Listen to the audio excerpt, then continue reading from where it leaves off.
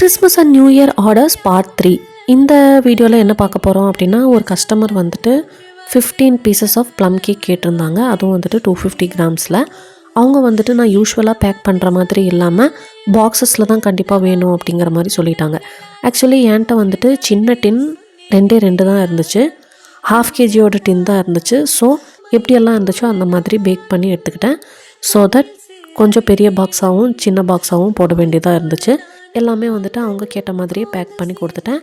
ஒவ்வொரு பீஸுமே பார்த்திங்கன்னா 250 கிராம்ஸுக்கு மேலேயே இருந்துச்சு. நெக்ஸ்ட்டு வந்துட்டு ஒரு கஸ்டமர் ஒரு 3 kgயில் ப்ளம் கேக் கேட்டிருந்தாங்க. பீஸாக கொடுத்துருங்க கட் பண்ணி அப்படின்னு சொல்லிட்டு 60 பீசஸ் கேட்டிருந்தாங்க. அவங்க கேட்ட மாதிரியே பீசஸ் போட்டு டைமுக்கு டெலிவரியும் கொடுத்தாச்சு. அப்புறம் பார்த்திங்கன்னா இந்த ப்ளம் கேக்கெல்லாம் கிறிஸ்மஸ் டைமில் நியூ இயர் டைமில் மட்டும்தான் வாங்கணும் அப்படிங்கிறது இல்லை இல்லையா. நீங்கள் எப்போ வேணாலும் வந்துட்டு ஆர்டர்ஸ் ப்ளேஸ் பண்ணலாம். ஆர்டர்ஸ் மட்டும்தான் பண்ணணுமா அப்படிங்கிறது இல்லாமல் ப்ளம் கேக்குக்கு கிளாஸஸ் கூட அவைலபிளாக தான் இருக்குது. ஃபஸ்ட்டு நம்ம வீடியோ பார்த்துருந்தீங்கன்னா உங்களுக்கு தெரிஞ்சிருக்கும். வெறும் 100 ருபீஸில் நீங்கள் வந்துட்டு ப்ளம் கேக் ரெசிப்பியை பர்ச்சேஸ் பண்ணிக்கலாம். ஆன்லைனில் கூட அட்டன் பண்ணலாம். அப்படி இல்லை ரெசிப்பியாக கூட நீங்கள் வந்துட்டு பர்ச்சேஸ் பண்ணிக்கலாம்.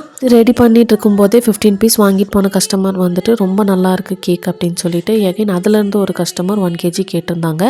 அவங்களுக்காகவும் வந்துட்டு ரெடி பண்ணி கொடுத்துருந்தேன்.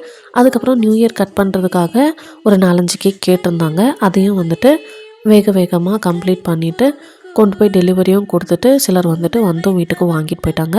வீடியோ பிடிச்சிருந்தா மறக்காமல் like, share and subscribe follow பண்ணிக்கோங்க. Happy baking. தேங்க்ஸ் ஃபார் வாட்சிங். டாடா.